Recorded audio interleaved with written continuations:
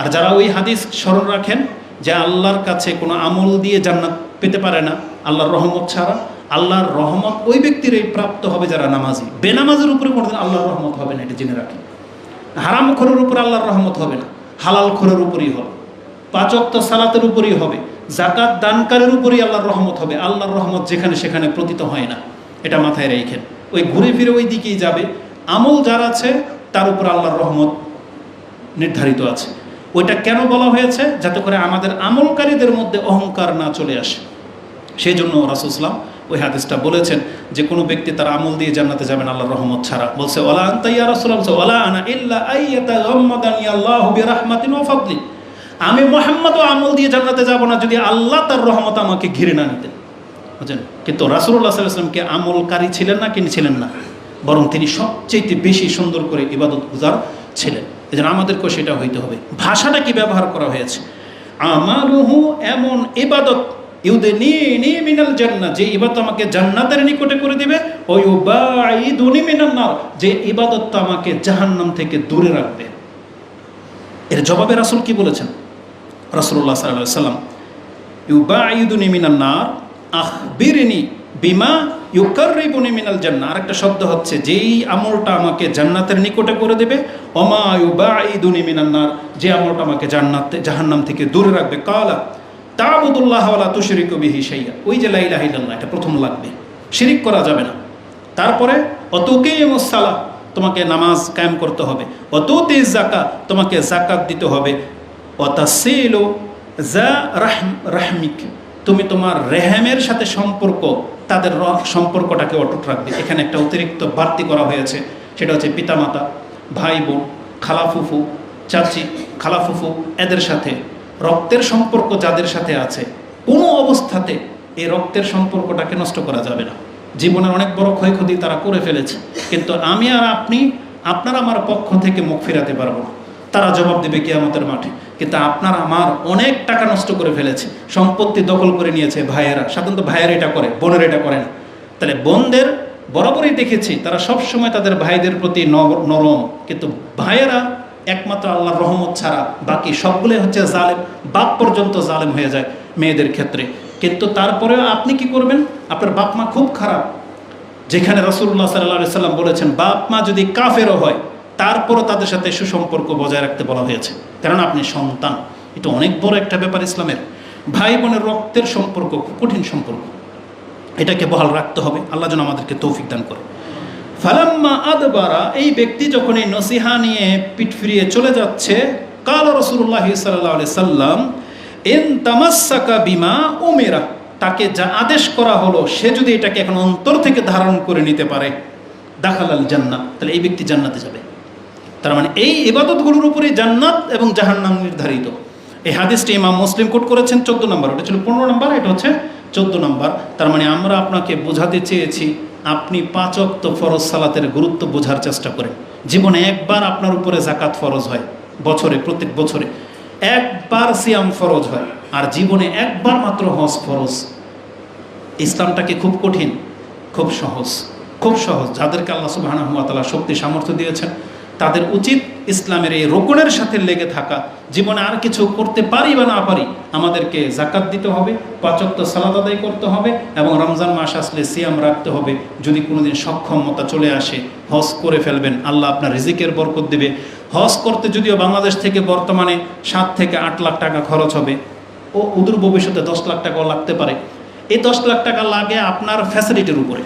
ভোগ করবেন আপনি, ভালো সিটে যাবেন, ভালো ক্ষমাতে থাকবেন, ভালো খাবেন, এইভাবে কিন্তু খরচটা বাড়ে। তো সেটা আপনি ভোগ করবেন, কিন্তু যেহেতু খরচ হয়েছে হজের পারপাস, এর বিনিময়ে আল্লাহ সুবহানাহু ওয়া তাআলা আপনাকে কি দিবে? রাসূল সাল্লাল্লাহু আলাইহি সাল্লাম বলেছেন তাবিউ বাইনাল হজ্জ ওয়াল উমরাহ, তোমরা একের পর এক হজ, একের পর এক উমরা করার চেষ্টা করো। ফা ইন্নাহুমা ইয়ানফিয়ানি মিনাল ফাকরি ওয়াজ যুনুব, এটা তোমার জীবন থেকে 2টা জিনিসকে দূর করে দিবে। সুবহানাল্লাহ। আপনি জানেন সেই 2টা জিনিস কি? একটা হলো পাপ, আর একটা হলো অভাব। রিজিকের ঘাটতি দূর হয়ে যাবে এবং পাপ মাফ হয়ে যাবে। এই 2টা জিনিসের তো সবচেয়ে বেশি ঘাটতি না মানুষের? আমাদের ধ্বংসতে 2টা জিনিস করতেছে, অভাব আর পাপ। পাপে আমরা জর্জরিত, আর অভাব হইলে আমরা দিন ধর্ম ভুলে যাই। রাসূল বলেছেন হজ এবং উমরাকারীদের জন্য আল্লাহর ওয়াদা দুইটা, দুনিয়ার প্রাপ্য হচ্ছে তার পাপ মাফ এবং তার অভাব দূর হয়ে যাবে। আল্লাহ আমাদেরকে তৌফিক দান করুন, আমিন ইয়া রাব্বাল আলামিন। তাহলে এই হাদিসগুলো আজকে আমরা পেশ করলাম যাতে করে আমরা বুঝতে পারি যে আমাদের ইবাদতের মাঝেই আমাদের নাজাত আছে। এই বছর যারা হজ করেছেন তার মাধ্যমে এই বছর আপনার ইসলাম প্রতিষ্ঠিতকারী হয়েছে। যার হজ ফরজ হয় নাই, আপনি হজ ছাড়াই রমজান মাসের সিয়াম রেখে থাকলে তার মানে 5 ওয়াক্ত সালাত, যাকাত আর রমজান মাসের সিয়াম, আপনার দিন প্রতিষ্ঠিত হয়ে গেছে। এটাই আল্লাহ সুবহানাহু ওয়া তাআলা আমাদেরকে আদেশ করেছেন। তার মানে এই বছর ক্লোজ, হজের মাধ্যমে ইসলাম প্রতিষ্ঠিত হয়ে গেছে। যারা সাড়া দিয়েছেন তারা হচ্ছেন এই বছর আল্লাহর বান্দা, আর যারা সাড়া দিতে পারেনি তারা এই বছর ইসলাম প্রতিষ্ঠিতকারীদের অন্তর্ভুক্ত হতে পারেনি। এজন্য আমরা যারা 5 ওয়াক্ত সালাত করি, আদায় করি, জীবনে যারা হজ করেছি, যারা সিয়াম রেখেছি, আল্লাহ সুবহানাহু ওয়া তাআলা কাছে আমরা শুকরিয়া আদায় করি। আলহামদুলিল্লাহ, আল্লাহর প্রশংসা, তোমারই প্রশংসা, তুমি আমাদেরকে তৌফিক দিয়েছো। এখন দাবি একটা, আল্লাহ তুমি আমাদের ইবাদতগুলোকে কবুল করো, আমিন। এবং আমাদেরকে কিয়ামত পর্যন্ত ইবাদতের উপরে প্রতিষ্ঠিত রাখার তৌফিক দান করো, আমিন। তো এই হাদিস দ্বারা প্রমাণ হয় যে মানুষ এইগুলোর মাধ্যমে জান্নাত পাবে, এগুলোর মাধ্যমে জাহান্নাম থেকে মুক্তি প্রাপ্ত হবে। আর এই কথাগুলো শুধু আমাদের পুরুষদের জন্য না, এগুলোই আমাদের মহিলাদের জন্য। তবে মহিলাদের জন্য আরেকটু সহজ হলো, যাদের টাকা নাই, তাদের জাকাত নাই, তাদের ইনকাম যেহেতু নাই, তাদেরকে আল্লাহ জাকাত থেকে বাদ রেখেছেন, তাদের উপরে জিহাদ থেকে আল্লাহ বাদ রেখেছেন, তাদেরকে আল্লাহ হজ থেকে নিষ্কৃতি দিয়েছেন। কিন্তু যাদের সেই সামর্থ্যটা হয়ে যাবে তখন সে গেলে সেইটা আদায় করবে। কিন্তু একটা মহিলার জন্য জান্নাতে যাওয়া কতটা সহজ যে সে তার লজ্জাস্থানের হেফাজত করবে, 5 ওয়াক্ত সালাত আদায়কারী হবে, মানে পর্দা। আর যদি স্বামী থাকে তাহলে স্বামীর নাফরমানি করবে না। এই ক্ষেত্রে কালকের একটা ঘটনার প্রেক্ষিতে বলি আমাদের বোনদের জন্য, মহিলাদের জন্য।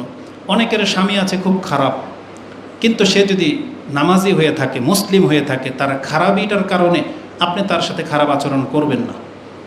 আপনার নজরে সে বেদিন, কিন্তু সে যদি নামাজি হয়ে থাকে, মুসলিম হয়ে থাকে, তার মানে সে একজন মুসলিম পাপী ব্যক্তি। কিন্তু সে আপনার স্বামী হওয়ার কারণে তার সাথে উচ্চবাচ্য করা, এটা আপনার মোটেও কল্যাণকর না, বরং এটা আপনার ইলমের ত্রুটি, দিনের ত্রুটি। এজন্য স্বামীদের সাথে খারাপ আচরণ করা যাবে না। আর যাদের স্বামী বেনামাজি, উপরন্ত নেশাখোর, জুয়া খেলে, তাহলে তাদের কথাটা আপনি সিদ্ধান্ত নেন। আপনার অবস্থা বুঝে আপনার উচিত আল্লাহর কাছে আশ্রয় চাওয়া, তাকে দাওয়াত দেওয়া। নাম গ্রহণ করলে এই ধরনের বেদিন পুরুষের লাইফ থেকে সরে যাওয়া উচিত সময় থাকতে, এটা আমাদের মেসেজ থাকবে। পরবর্তীতে আপনি আমাদেরকে বা ইসলামকে দোষারোপ করতে পারবেন না। আর যারা এখনও বিয়ে বসেন নাই, আপনি এখন থেকে দিনদার পাত্রকে চুজ করেন, নাহলে আমাদের মতো অবস্থা হবে। যৌবন কাল দিয়ে দিয়েছে যাকে তাকে, 2-1টা বাচ্চা হয়ে গেছে, তালাক হয়ে গেছে, এখন সে দিনের মর্যাদা বোঝে, বুঝছেন? এখন এসে দিনদার খোঁজে। এটা শুরু থেকে করতে হইতো। আমাদের টাকা পয়সা নাই, ঠিক আছে, কথা যখন এই পর্যন্ত চলে আসে যেত খুতবা, আর এগুলো সবচেয়ে বেশি ফলো হয়। এখানে একটা নিজের একটা আক্ষেপের কথা বলি।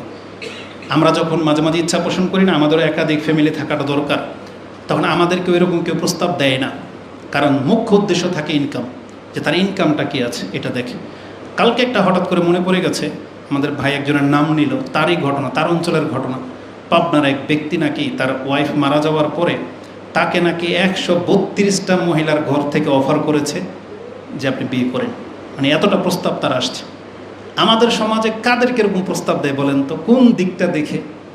দিনদার না, হয়তো সে ভদ্র এবং সামর্থ্যবান, সেই জন্য। আমাদেরকে কেন দেয় না? আজ পর্যন্ত 2টা প্রস্তাবও তো আসেনি। কেন বললাম কথাটা জানেন? আক্ষেপ করে বললাম। রাসূলুল্লাহ সাল্লাল্লাহু আলাইহি সাল্লামের একটা হাদিসে আছে, একজন সাহাবীকে দেখে বলেছিলেন, এই যে এই ব্যক্তিকে তোমাদের ধারণা কি? তখন সাহাবায়ে কেরামরা উপস্থিতরা বলছিল যে সে এমন ব্যক্তি, তাকে তো কেউ সম্মান করবে না, আসলে সম্মানের সাথে এক গ্লাস পানিও এগিয়ে দিবে না, মেয়ে বিয়ে দিতে চাইবে না। কেন জানেন? দরিদ্র। কিন্তু রাসূল সাল্লাল্লাহু আলাইহি সাল্লাম বলেছেন, এই এমন ব্যক্তি, এই চরিত্রের মানুষগুলো যারা, সে এমন ব্যক্তি, সে যদি আল্লাহর কাছে হাত তুলে দেয়, আল্লাহ তার দোয়া কবুল করবে। কিন্তু আমাদের সমাজ ব্যবস্থাটা কি? রাসূল বলেছেন সমাজে এদেরকে কদর করা হবে না, বুঝেন? তখন মনটা ঠান্ডা হয়ে গেছে যে যাক, আমাদের প্রস্তাব না আসুক, আমরা সৎ থাকতে পারলে ওটি আলহামদুলিল্লাহ অনেক কিছু। তো আমাদের মহিলাদেরকেও আমরা এটা বলবো, প্রথম থেকে দিনদারকে প্রাধান্য দেন, আপনি ঠকবেন না ইনশাআল্লাহ। সম্পর্ক টিকে না থাকলে এটা হেরে যাওয়া না, আল্লাহ আপনাকে এর জন্য আজর দেবে এবং এর চেয়ে উত্তম ব্যবস্থা করে দেবে। কিন্তু শুরু থেকেই যদি অর্থকে প্রাধান্য দিয়ে থাকেন, তখন এমনটাই হবে, গিয়ে দেখবেন নামাজি না, গিয়ে দেখবেন স্বামী নামাজি না, নেশা করে, একটা পর্যায়ে গিয়ে আপনার সাথে বনিবানা হবে না, তখন আপনার দিনের কদর হবে যে না, আমাকে দিনদার বিয়ে করা উচিত ছিল। কারণ হেদায়েত আল্লাহ কাকে কখন করে দেয় কেউ জানে না।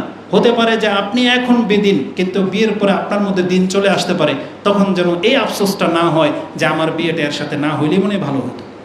এই জন্য আমরা আমাদের সাফাই গাচ্ছি না, আমাদের দিনী ভাইদেরকে যারা ধর্মকর্ম করে এবং অন্তর খোলা।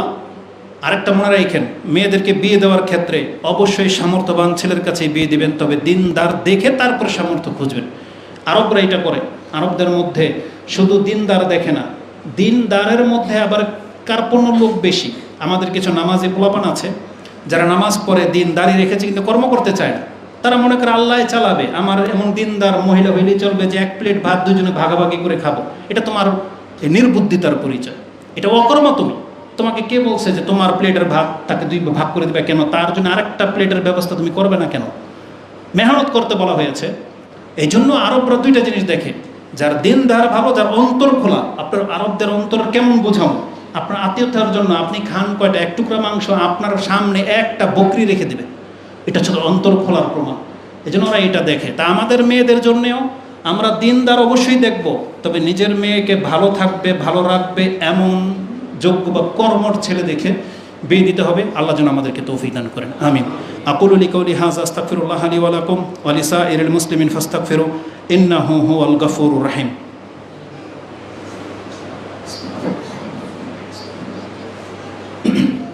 আলহামদুলিল্লাহি রাব্বিল আলামিন ওয়াসসালাতু ওয়াসসালামু আলা আশরাফিল আমবিয়াই ওয়াল মুরসালিন নবিয়িনা মুহাম্মাদিন ওয়া আলা আলিহি ওয়া সাহবিহি আজমাইন। ওয়া বাদ।